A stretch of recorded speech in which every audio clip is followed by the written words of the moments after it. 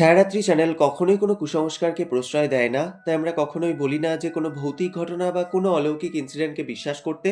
যারা বিশ্বাস করেন সেটা সম্পূর্ণই তাদের ব্যক্তিগত মতামত এবং যারা বিশ্বাস করেন না তারা ঘটনাগুলিকে এন্টারটেনমেন্ট হিসেবেও নিতে পারেন।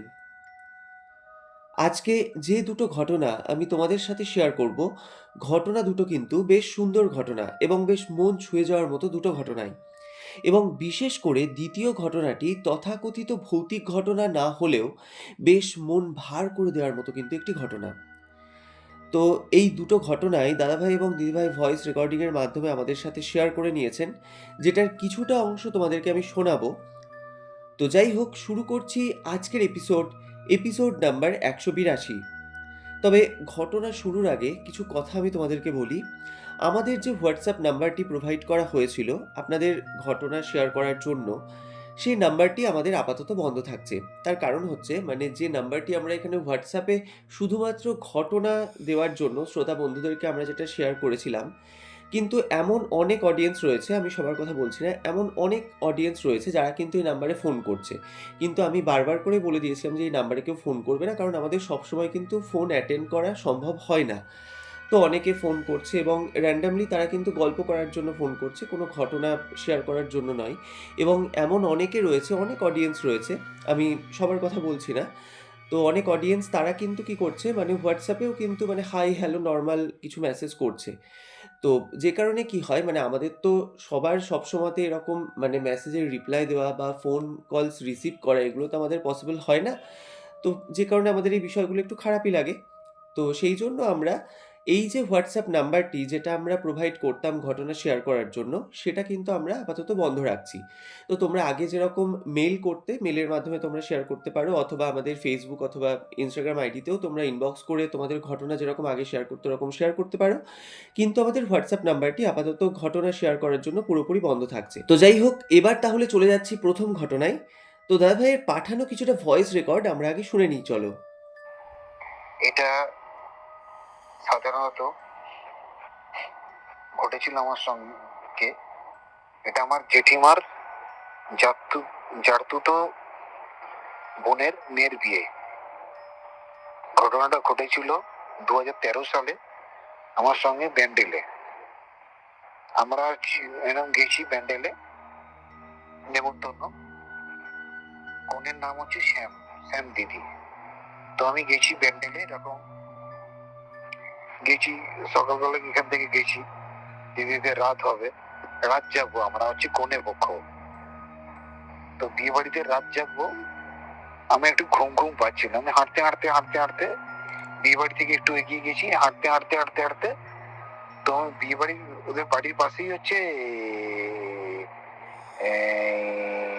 কবরস্থান, বাড়িতেই বিয়ে হচ্ছে। তো হাঁটতে হাঁটতে আমি কবরস্থানের ভেতরে ঢুকে যাই। তো দাদাভাই যেটা বললো তোমরা শুনতেই পেলে, যে দাদাভাই একটু ঘুম ঘুম পাচ্ছিল, যেহেতু বিয়ে বাড়ি এবার অনেক রাত জাগবে। তো যে কারণে মানে একটু ঘুম ঘুম পাচ্ছিল বলে দাদাভাই একটু বাইরে হাঁটতে বেরোয়। তো হাঁটতে হাঁটতে দাদাভাই কখন বুঝতে পারেনি, মানে ওই বাড়ির কাছাকাছি একটি কবরস্থান ছিল। তো সেইখানটা করে দাদাভাই কিন্তু ঢুকে যায়, মানে কবরস্থানের মধ্যে কিন্তু ঢুকে পড়ে। এবং দাদাভাই বলছে, আমি একটা অদ্ভুত ঘোরের মধ্যে চলে গিয়েছিলাম, আমি বুঝতে পারিনি যে ওটা কবরস্থান বা কিছু, আমি কিন্তু ওখানে ঢুকে পড়েছিলাম। এবং ঢোকার পর আমার তবুও এত ঘুম পাচ্ছিল। তো ওইখানে যে কবরের যে বেদিগুলো রয়েছে, তো তার মধ্যে কিন্তু একটা বেদির ওপরে আমি শুয়ে পড়েছি। এবার যেহেতু আমার ঘুম পাচ্ছিল বলে আমি শোয়ার কিছুক্ষণ পরে কিন্তু আমার চোখটা লেগে যায়। তো এবার যেটা হয়, মানে বাড়ির মধ্যে যেহেতু সবাই আমাকে তখন অনেকক্ষণ ধরে খুঁজে পাচ্ছে না, তো সবার তখন বাড়িতে একটা চিন্তা শুরু হয়েছে যে কী ব্যাপার, লাটু কোথায় গেল। তো সবাই কিন্তু তখন খোঁজ খোঁজ একটা রব উঠেছে বাড়িতে। এবার যে দিদিটার বিয়ে হচ্ছিল, মানে শ্যাম দিদি, তার ভাইয়ের নাম হচ্ছে বাপি। তো বাপি দা মানে একটা নাইট গার্ডের কাজ করতো। তো সে ওইখান থেকে মানে ওই ডিউটি করে ও কিন্তু ওই বাইক নিয়ে ওই রাস্তা ধরে ফিরছিল। তো দাদাভাই বলছে যে আমি যখন হাঁটছিলাম তো তখন আমি একটা বিড়ি ধরিয়েছিলাম। তো আমি যখন ওই মানে বেদিটার ওপরে গিয়ে শুয়ে পড়েছিলাম, তো আমার মুখে কিন্তু ওই বিড়িটা ছিলই। তো এরপর সেই বাপিদা কি করে দাদাভাইকে দেখতে পেলো সেটা তোমরা দাদাভাইয়ের মুখ থেকে এবার শুনে নাও। মুখে আমার দেয়া ছিল বিড়ি। আমি খালি বিড়িটা বিড়িটা দেশলাই দিয়ে ধরেছি। বিড়ি খেতে খেতে আমার চোখটা লেগে গেছে। আমাকে সবাই খোঁজ খোঁজ, লাটু কোথায়, লাটু কোথায়। তো আমাকে কেউ ইয়ে করছে না। এটা আমার প্যান্ডেলে ঘটেছিল। আমাকে আরেকবার জানিয়ে দিচ্ছি, পাত্রীর নাম হচ্ছে শ্যাম দিদি, আমার জেঠিমার জারতুতো বোনের মেয়ের বিয়ে। তো গেছিলাম, খুঁজে পাচ্ছে না, সবাই খোঁজ খোঁজ খোঁজ খোঁজ, কোথায় কোথায়। তারপরে বাপিদাকে ফোন করেছে। বাপিদা হচ্ছে পাত্রীর ভাইয়ের নাম। তো নাইট গার্ড থেকে ফিরছিল, আমাকে দেখেছে যে কবরখানা দিয়ে ধোঁয়া বেরোচ্ছে কেন, আর একটা কি জ্বলছে দূরে, টিম টিম আগুনের রেখা। তখন গিয়ে দেখে আমার মুখে বিড়ি দেয়া, আমি অজ্ঞান হয়ে পড়ে আছি। তো এইটা দেখার পর সেই বাপিদা কিন্তু দাদাভাইকে অনেকবার মানে জ্ঞান ফেরানোর চেষ্টা করে এবং উনি কিন্তু খুব ভালো করে বুঝতে পেরেছিলেন যে দাদাভাই এরকম অজ্ঞান হয়ে গিয়েছে। তো অনেকবার জ্ঞান ফেরানোর চেষ্টা করে এবং অনেকবার ডাকাডাকিও করে। কিন্তু দাদাভাই বলছে আমার কোনোভাবেই কিন্তু জ্ঞান ফেরে না। মানে আমি ওইভাবেই কিন্তু সেন্সলেস হয়ে ওইখানে পড়ে আছি। তো এবার উনি তখন ভীষণ চিন্তায় পড়ে গেছেন, উনি যেহেতু ওখানে একা। তো উনি কী করবেন, তখন মানে যে বিয়েবাড়িটা ছিল সেই বিয়েবাড়ির কাছাকাছি একটি শিব মন্দির ছিল। তো সেই যে বাপিদা সে তখন গিয়েছে ওই শিব মন্দিরে এবং ওখানে যিনি পুরোহিত মশাই ছিলেন তো তাকে গিয়ে পুরো বিষয়টি বলেন যে এরম এরম ঘটনা ঘটেছে এবং উনি কিন্তু সেটা খুব ভালো করে বুঝতে পেরেছিলেন যে দাদাভাইয়ের একটা মানে খুব বাজে হাওয়া বাতাস লেগে গেছে। তার কারণ হচ্ছে কবরস্থানের মধ্যে ওইভাবে মানে একা ওরকম সেন্সলেস অবস্থায় দাদাভাই পড়েছিলেন। তো যে কারণে উনি কিন্তু এটা খুব ভালোভাবে বুঝে গেছিলেন যে ওনার একটা কোনো মানে খুব খারাপ বাতাস লেগে গেছে। তো উনি গিয়ে তখন মানে সেই বাপিদা গিয়ে সেই মন্দিরের ঠাকুরমশাইকে বলেন যে এই মহাদেবের ত্রিশূলটা একটু আমাকে দিন। তো সেই বলে উনি কিন্তু সেই ত্রিশূলটিকে চেয়ে এনে সেই দাদাভাইয়ের কপালে ছুঁয়ে মানে ওই মহাদেবের ত্রিশূলটা কপালে ছুঁয়ে মানে মহাদেবের যে মন্ত্রটা ওম নমঃ শিবায় এই মন্ত্রটা কিন্তু উচ্চারণ করেন এবং উনি যখন এই মন্ত্রটা উচ্চারণ করে দাদাভাইয়ের গোটা শরীরে সেই ত্রিশূলটা বুলিয়ে দেয় তখন কিন্তু দাদাভাইয়ের জ্ঞানটা আস্তে আস্তে ফিরে আসে এবং মানে উনি তখন একটু স্বাভাবিক হয়েছেন। তো তখন দাদাভাই বলছে আমাকে বাপিদা জিজ্ঞাসা করছে যে তুই এখানে কেন শুয়েছিলিস, তুই এখানে কি করে এলি। তো দাদাভাই বলছে আমি তখন মানে কোনো মতে ওই বাপিদার বাইকে চেপে আবার কিন্তু সেই বিয়ে বাড়িতে ফিরে যাই। এবার ওখানে যাওয়ার পর জেঠু জেঠিমা তারা আমাকে জিজ্ঞাসা করছে যে লাটু তুই এতক্ষণ ধরে কোথায় ছিলিস। তখন দাদাভাই বলছে আমি কিন্তু পুরো বিষয়টা বলি, মানে তখন আমি একটু স্বাভাবিক হয়ে গেছি। তো তখন আমি কিন্তু পুরো বিষয়টা বলি। এবার সবাই যখন শুনছে যে আমি এরকম হাঁটতে হাঁটতে কবরের মধ্যে গিয়ে ওই কবরের একটি সমাধির ওপর শুয়ে পড়েছিলাম, তো সবাই তখন রীতিমতো অবাক হয়ে যায়। তো দাদাভাই বলছে আমি নিজেও এটা বুঝতে পারি না যে কখন আমি কবরস্থানের মধ্যে ঢুকে গিয়েছিলাম এবং তারপর আমি ওখানে শুয়ে পড়েছিলাম, মানে আমি একটা ঘোরের মধ্যে চলে গিয়েছিলাম, তার জন্যই কিন্তু মানে এরকম একটা কাজ করে ফেলি। তো যাই হোক মানে সবাই তখন বুঝতে পারে যে কত জোর বাঁচে আমি বেঁচে গিয়েছি, না হলে মানে সেই মুহূর্তে বাপিদা যদি ওই রাস্তা দিয়ে না আসতো তাহলে হয়তো আমার যে কোনো একটা বড় কোনো ক্ষতি হয়ে যেতেই পারতো।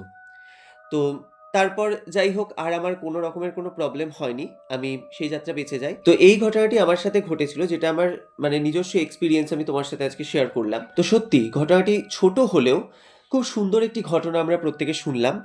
তো এবার চলে যাব আমরা দ্বিতীয় ঘটনায়। তো চলো প্রথমে দিদিভাইয়ের পাঠানো কিছুটা ভয়েস রেকর্ডিং আমরা আগে শুনে নিই। আমি গায়ত্রী, উত্তর কলকাতার সৌবাজার অঞ্চলের একটি এদেশীয় কায়স্থ পরিবারের বড় মেয়ে। আমার বাবারা 3 ভাই। আমার বাবা বড়, মিজু কাকু কর্মসূত্রে দিল্লিতে থাকতো, ওখানে মারা গেছে। ছোট কাকা এখন বর্তমানে আমার বাবার অফিসেতে পিওনের কাজ করে। আমার বাবা ডানকান যাদের চায়ের ব্যবসা, ওই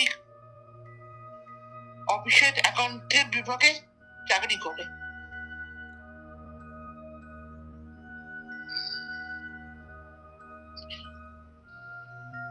আমরা 3 বোন, আমি বড়, আমার পরে আরো 2 বোন আছে।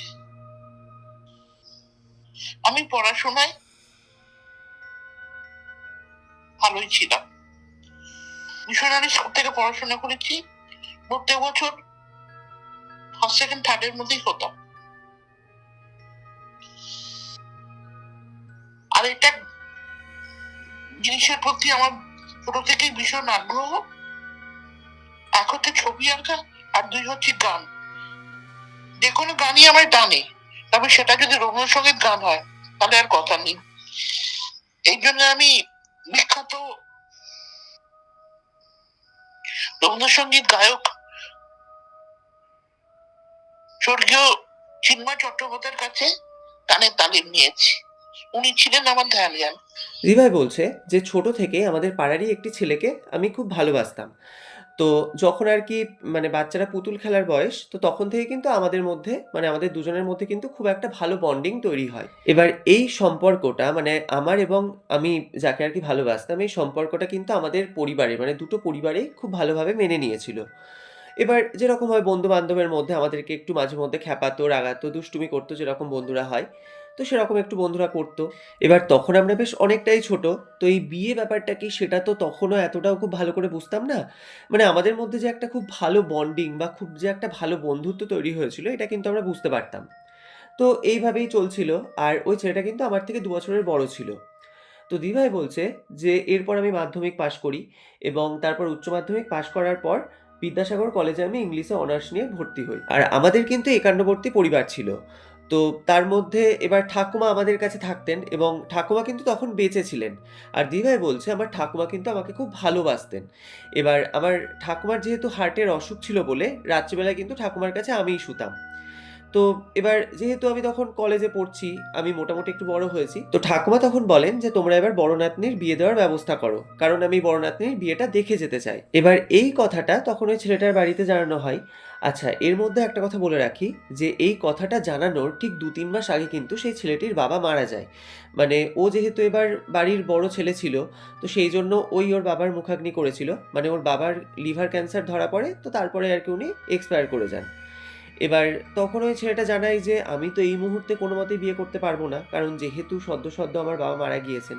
তো ১ বছর না হলে তো আমি কোনোমতেই বিয়ে অনুষ্ঠানটা করতে পারব না। তো তোমরা ১ বছর অপেক্ষা করো।" তো দিদিভাই বলছে আমাদের বাড়ি থেকে সেইটাতে রাজি হয়নি। তো তখন আমার বাড়ির লোক মানে ওদেরকে জিজ্ঞাসা করে যে, "তাহলে কি আমরা অন্য জায়গায় মেয়ের বিয়ের কথা মানে ঠিক করব?" তো তখন ও কিন্তু এক প্রকার নিমরাজি হয়ে বলেছিল যে, "ঠিক আছে তাহলে আপনারা ঠিক করতে পারেন অন্য জায়গায় বিয়ে।" তো এই কথায় দিদিভাই বলছে, "আমি তো প্রচণ্ডই কষ্ট পেয়েছিলাম এবং আমি খুব কান্নাকাটিও করেছিলাম।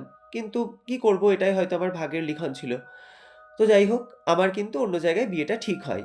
তো যার সাথে আমার বিয়েটা হয়, সে কিন্তু দেখতে খুব সুন্দর ছিল এবং মানে দেখতে সুন্দর হলে কি হবে, মানে তার আচার-আচরণটা ঠিক উল্টো ছিল। মানে উনি খুব আমাকে অত্যাচার করতেন এবং মানে যেটাকে বলে আরকি সবসময়তে আমাকে লোকের কাছে ছোট করা। যে আমি যেহেতু বড়লোক বাড়ির মেয়ে, আমি কোনো কাজকর্ম করতে পারি না। মানে এরকম করে কিন্তু আমাকে কথা শোনাতো। আর আমাদের যেহেতু ফ্ল্যাট বাড়ি ছিল, তো যে কারণে কিন্তু রাত্রি 10:30 টার মধ্যেই যে মেইন যে সদর দরজা, সেটা কিন্তু তালা পড়ে যেত। এবার প্রতিদিন উনি কিন্তু রাত্রি 12টা 12:30 নাগাদ ওরকম বাড়ি ফিরতেন। এবার যেহেতু প্রত্যেকের কাছেই ডুপ্লিকেট চাবি থাকতো, তো আমি ওরকম মানে তালা খুলে দিয়ে তারপর ওনাকে বাড়ির মধ্যে ঢোকাতাম। এবার কোনোদিন হয়তো যদি আমার মানে আমি একটু হয়তো রাত্রি হয়ে গেছে, আমি হয়তো একটু ঘুমিয়ে পড়েছি। আমার হয়তো দরজা খুলতে একটু দেরি হলো।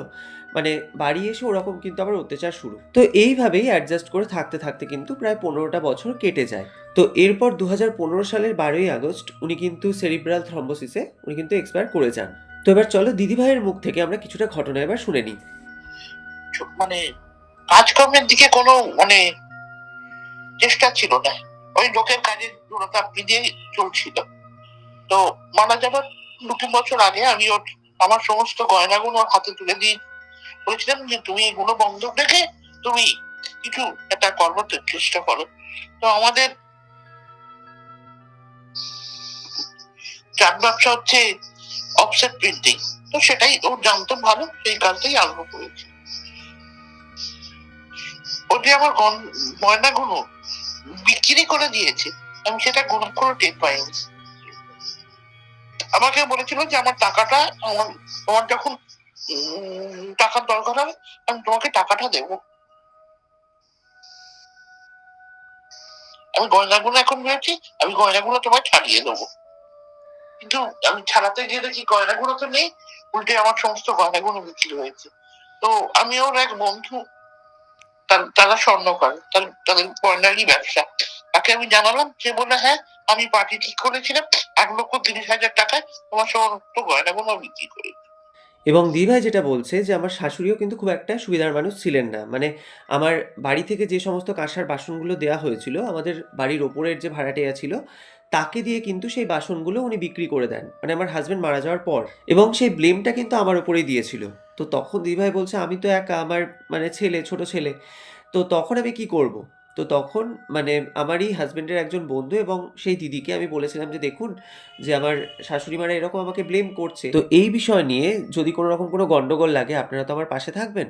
তো তখন কিন্তু মানে আমার ননদদেরকে ডেকে সেই যে দিদি এবং আমার যে স্বামীর যিনি বন্ধু ছিলেন, উনারা কিন্তু বলেন যে, "এটাই বৌদির কোনো দোষ নেই। মানে এটা কিন্তু মানে উনার হাসব্যান্ড এবং উনার শাশুড়ি মা মিলেই করেছেন।" তো যাই হোক, এইভাবে তো কাটছিল। তো এরপর একটি ওয়ার্ডে পোলিও খাওয়ানোর আমার একটি ডিউটি ছিল। তো তখন আমার হাসব্যান্ড তো মারা গেছে। তো সেখানে আমি কিন্তু একা যাইনি। আমার ছেলেকে সঙ্গে করে নিয়ে আমি গিয়েছিলাম। এবার তখন যেহেতু মন মেজাজ আমার এমনিতেই ভালো ছিল না বলে দেখলাম যে ওখানে গিয়ে বসলেও একটু মনটা ভালো হবে। তো এই ভেবেই কিন্তু আমার সেখানে যাওয়া এবং আমার ছেলেকে আমি সঙ্গে করে নিয়ে যাই। আমি বলি যে, "আমি পোলিওগুলো খাওয়াবো। তুই কাগজে যে টিক মারার যে কাজগুলো হয় সেগুলো তুই করবি।" এবার ওখানে যাওয়ার পর কিন্তু সেই ছেলেটির সাথে দিদিভাই বলছে আমার দেখা হয়। মানে সেই ছেলেটি বলতে যার সাথে আমার এরকম একটা খুব ভালো বন্ধুত্ব ছিল বলতে পারো। তো তার সাথে কিন্তু আমার দেখা হয়। এবার ও না মানে আমাকে দেখে মানে প্রচণ্ড অবাক হয়ে যায়। আমার হাসব্যান্ড মারা গেছে ও তো জানতো না। তো ও তখন জিজ্ঞাসা করে যে, "এটা কবে হলো বা কিছু?" তখন দিদিভাই বলছে, "হয়েছে কিছুদিন হলো, উনি মারা গিয়েছেন।" তো তখন সেই ছেলেটি বলে যে, "কই তুমি আমাকে তো কিছু জানাওনি?" তখন দিদিভাই বলছে, "এটা আর কি জানাবো? আর তোমার সাথে তো আমার কনট্যাক্টও নেই, কি বা জানাবো?" তো যাই হোক, এবার ওই ছেলেটি কিন্তু আগাগোড়াই মানে দিদিভাই বলছে আমরা তো ছোট থেকেই ওকে দেখে আসছি, ও কিন্তু খুব পরোপকারী ছিল। মানে অন্যের কারোর কোনো রকম কোনো প্রবলেম হলে ও কিন্তু আগে সেই মানে তাকে কিন্তু হেল্প করার জন্য এগিয়ে আসতো। তো তখন সে আমাকে বলে যে, "তোমার যদি কোনো রকম কোনো প্রবলেম হয় তুমি আমাকে জানিও।" তো তখন দিদিভাই বলছে যে, আমি ওকে বলি যে, "আমি তো ওই উত্তর ভবনের দিকটা অতটা চিনি না। তো তুমি আমাকে একটু নিয়ে গিয়ে আমাকে একটা ফর্ম তুলিয়ে দিও।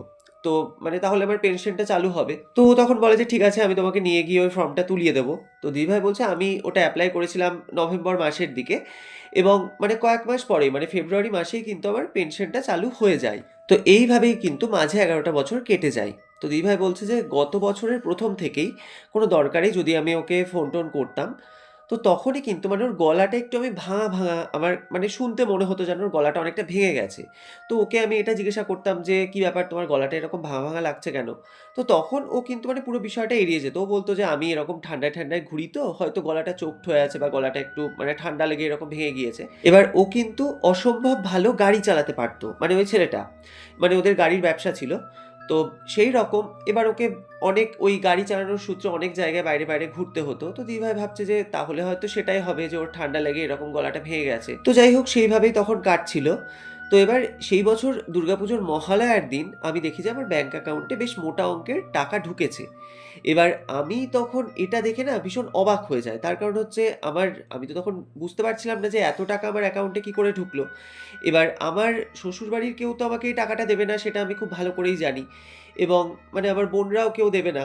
তো আমি তখন ভাবছি যে তাহলে দিলোটা কে? এত টাকা দিল কে? তো তখন আমি ওই ছেলেটাকে ফোন করি এবং আমি ফোন করে জিজ্ঞাসা করি যে, "তুমি কি আমাকে এই টাকাটা দিয়েছ?" তো তখন ও বলে যে, "হ্যাঁ, আমি তোমাকে এই টাকাটা দিয়েছি।" এবার দিদিভাই বলছে, আমি জিজ্ঞাসা করি যে, "তুমি আমাকে এত টাকা দিলে কেন?" তো তখন ও বলে যে, "দেখো আমি তো কোথায় থাকি না থাকি, তো তোমার যদি কোনো রকমের কোনো প্রবলেম হয়, তোমার এই টাকাটা তুমি খরচ করতে পারবে।" তো এর মধ্যেই ও কিন্তু হঠাৎ করে বলে ওঠে যে, "আমি কবে আছি, কবে নেই।" তো এই কথাটা শুনেই না তখন দিদিভাই বলছে, আমি বলি যে, "তুমি এরকম কেন কথা বলছো?" তো তখন মানে ওই ছেলেটা বলে যে, "না, আমি এমনিই বললাম।"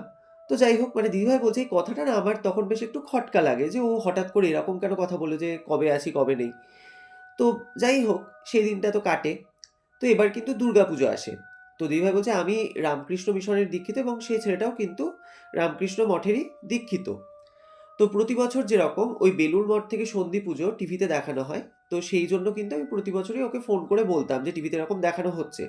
তো সেই বছরও আমি ওই মানে যে কুমারী পুজো, তারপর সন্ধি পুজো এই সময়তে কিন্তু আমি ওকে ফোন করি যে পুজো হচ্ছে দেখার জন্য। তো দিদিভাই বলছে আমি ওকে যতবার ফোন করছি ওর ফোনটা কিন্তু আমি সুইচ অফ পাচ্ছি। এবার কোনোদিন তো আমি এরকম ওর ফোন মানে এই সময়তে সুইচ অফ পাওয়া এরকম তো কোনোদিন হয় না। তো আমি ভাবি যে কি ব্যাপার হলো? ওর ফোন আমি সবসময় কেন সুইচ অফ পাচ্ছি?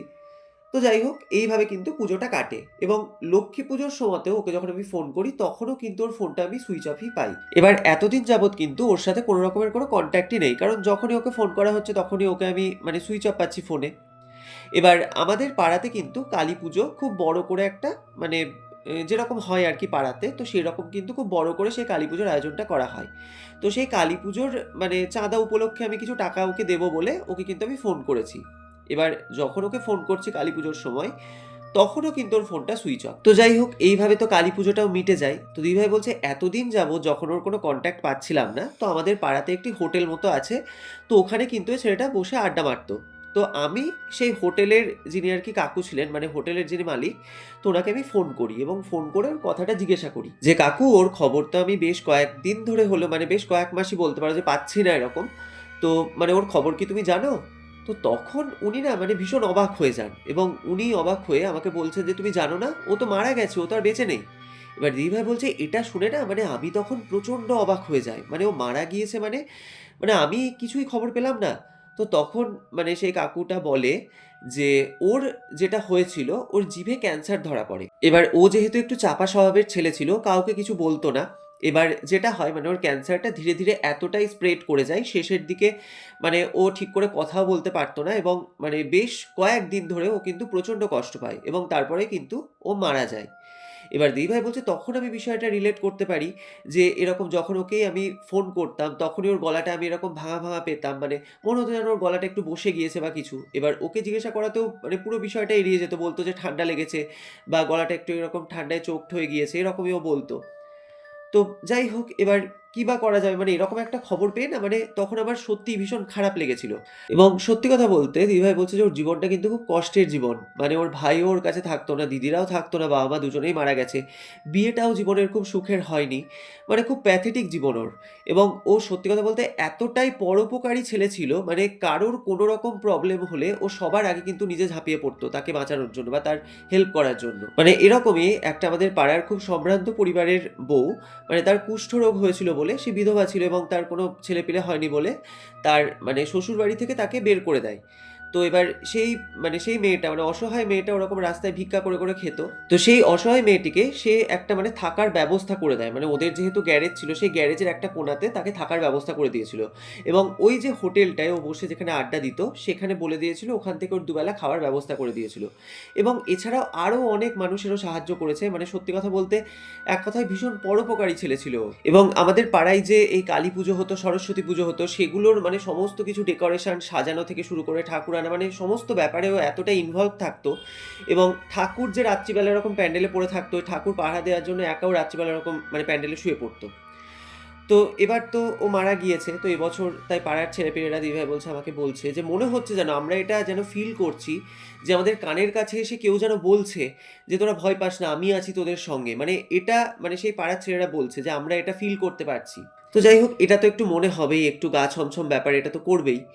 এবং দিদিভাই বলছে যে ২০১৪ সালের দিকে আমার বাবা-মা দুজনেই মারা যায় এবং ২০১৩ শেষের দিকে আমার ছোট ছেলে যেহেতু আমার বাবা-মার কাছে থাকতো, তো ২০১৩ শেষের দিকে আমার ছোট ছেলে কিন্তু আমাদের কাছে চলে আসে। তো তারপরে আমার বাবা-মা ওই ফ্ল্যাট বাড়িটা বিক্রি করে দিয়ে উলুবেড়িয়ার দিকে একটি রামকৃষ্ণ মিশনের একটি বৃদ্ধাশ্রম রয়েছে, সেখানে কিন্তু তারা চলে যায় এবং ওখানেই তাদের বাকি জীবনটা কাটে। এবং ১ সপ্তাহের মধ্যে কিন্তু আমার বাবা-মা দুজনেই মারা গিয়েছিলেন। ওনাদের ন্যাচারাল ডেথই ছিল। তো ওনারা দুজনে কিন্তু এই ১ সপ্তাহের মধ্যেই চলে যান। তো ২০১৪ সালের ২৯শে জানুয়ারি মানে সেই দিনে আরকি এই ঘটনাটা ঘটেছিল। তো দিদিভাই বলছে আমি যখন ভাত খেতে বসেছি দুপুরবেলায় ওই ১টা ১:৩০ এরকম হবে। তো সেই সময় আমার মেজো বোন আমাকে ফোন করে জানাচ্ছে যে মায়ের খুব শরীর খারাপ, এরকম হসপিটালে ভর্তি করা হয়েছে, তুই তাড়াতাড়ি চলে আয়। তো সেই সময় তো কোনো রকমে আমি তাড়াতাড়ি নাকে মুখে খাবার গুঁজে আমি মানে তাড়াতাড়ি বেরিয়ে পড়বো। এবার সেই মুহূর্তে আমি আমার হাসব্যান্ডের কাছে কিছু টাকা চেয়েছিলাম যাওয়ার জন্য। তো সেই মুহূর্তেও কিন্তু আমার হাসব্যান্ড আমাকে কোনো হেল্প করেনি, দিদিভাই বলছে। তো যাই হোক, সেই অবস্থাতে আমি বেরিয়ে পড়ি এবং আমাদের বাড়ি থেকে প্রায় অনেকটা দূর, মানে উলুবেড়িয়া যাবো প্রায় ১.৫-২ ঘন্টার মতো রাস্তা। তো তারপর মানে আমি ওই রাস্তায় যেতে যেতেই কিন্তু আমি ফোনে খবর পেয়ে যাই যে আমার মা আর বেঁচে নেই, মানে উনি মারা গেছেন। তো আমি তখন যেহেতু রাস্তায়, এবার আমিও তখন প্রচণ্ড পরিমাণে ভেঙে পড়েছি মায়ের এরকম মৃত্যুর খবর শুনে। তো আমি আমার আত্মীয়-স্বজনকে তখন ফোনে খবর দিতে, দিতে যাচ্ছি।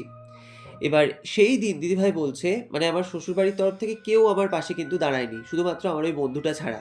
তো ওকে যখন আমি ফোন করি ও কিন্তু সঙ্গে সঙ্গে সেখানে পৌঁছে যায় এবং যেরকম আর কি বডি মৃত্যুর পর অনেকে ডোনেট করে দেয়, তো সেই রকম কিন্তু মানে আমার বাবা মায়ের ডেড বডিটা মানে ওনারা মারা যাওয়ার পর যাতে মানে ডোনেট করে দেওয়া যায় বা দান করে দেওয়া যায়, সেই ব্যবস্থাও কিন্তু সেই আমার বন্ধুটা করে দিয়েছিল। তো এরপর সেই ডেড বডি যখন হসপিটাল থেকে ছাড়ে, তো তখন আমার অন্য কোনো আত্মীয়-স্বজন বা আমার শ্বশুরবাড়ির কোনো আত্মীয়-স্বজন তো আমাদের পাশে ছিলই না। শুধুমাত্র আমরা ৩ বোন ছিলাম এবং আমার সেই বন্ধুটা, মানে সে কিন্তু সব সময়তে আমাদেরকে হেল্প করে গেছে। তো যাই হোক, এই ঘটনাটি আমি তোমার সাথে আজকে শেয়ার করলাম। খুবই প্যাথেটিক একটি ঘটনা আমার জীবনের, এবং বিশেষ করে ওই ছেলেটির, মানে ও এত মানুষের উপকার করত এবং আল্টিমেটলি ও ওইভাবে, মানে এরকম একটি মানে শারীরিক যন্ত্রণা নিয়ে এইভাবেও মারা যায়, সেটা সত্যিই আমাদেরকে খুব মর্মাহত করেছিল। তো এই ঘটনাটি আমি তোমার সাথে আজকে শেয়ার করলাম। তো তোমার যদি ভালো লাগে, তোমার চ্যানেলে তুমি ঘটনাটি পড়ে শুনিও। তো দিদিভাই, সত্যি একটি অন্যরকম ঘটনা আমরা প্রত্যেকেই আজকে শুনলাম, এবং তথাকথিত সেই রকম কোনো ভৌতিক ঘটনা না হলেও এটা অবশ্যই একটি মন ভার করে দেওয়ার মতো একটি ঘটনা, যেটা মানে শুনে আমাদের ভীষণই মনটা খারাপ হয়ে গেল। তো ওনার আত্মার শান্তি কামনা করি আমরা। উনি যেখানে থাকুন, উনি যেন ভালো থাকেন। তো যাই হোক বন্ধুরা, তোমাদের আজকের এই এপিসোডটা শুনে কেমন লাগলো সেটা অবশ্যই আমাদেরকে কমেন্টের মাধ্যমে জানিও, এবং ঘটনাটি শুনে যদি তোমাদের ভালো লাগে তাহলে অবশ্যই একটা লাইক করো। আর তোমরাও যদি তোমাদের জীবনে ঘটে যাও এরকম কোনো সত্যি ভৌতিক ঘটনা বা যে কোনো অলৌকিক ইনসিডেন্ট আমাদের সাথে শেয়ার করতে চাও, তাহলে অবশ্যই আমাদেরকে মেইল করতে পারো। আমাদের ইমেল আইডি হলো ছায়ারাত্রি14@gmail.com। এছাড়াও তোমরা আমাদের ফেসবুক পেজ ছায়ারাত্রি এবং ইনস্টাগ্রাম আইডি ছায়ারাত্রি অফিসিয়ালও ইনবক্স করতে পারো তোমাদের ঘটনাটি। তো গত এপিসোডে যারা তাদের কিছু মূল্যবান মতামত আমাদেরকে কমেন্টের মাধ্যমে জানিয়েছেন তারা হলেন মধ্যমগ্রাম থেকে শান্তার দুনিয়া, অরিন্দম দাস, অমিতা ঠাকুর, নদিয়ার আসাননগর থেকে বাসন্তী মণ্ডল, পশ্চিম বর্ধমান মদনপুর থেকে মৌসুমী মুখার্জি, বহুলার অন্ডাল থেকে অজিত বাউরি, দমদম থেকে বিউটি ব্যানার্জি, বেলেঘাটা থেকে সতীর্থ সাহা এবং অসীম দাস। তো তোমাদের সকলকে জানাই অসংখ্য ধন্যবাদ। তোমরা যারা যারা আমাদেরকে কমেন্ট করেছো, তো তোমরা এভাবেই আমাদেরকে কমেন্টের মাধ্যমে জানাতে থাকো যে তোমরা কোথা থেকে ঘটনাগুলি শুনছো এবং ঘটনাগুলি শুনে তোমাদের কেমন লাগছে, সেই মতামতটিও কিন্তু তোমরা আমাদেরকে কমেন্টের মাধ্যমে জানাতে একদমই ভুলো না। তো যাই হোক, আজকের মতো বিদায় নিচ্ছি। দেখা হচ্ছে আবার পরবর্তী নতুন ভয়ঙ্কর ঘটনা নিয়ে আগামী মঙ্গলবার। ততক্ষণ তোমরা সকলে ভালো থেকো, সুস্থ থেকো। শুভরাত্রি।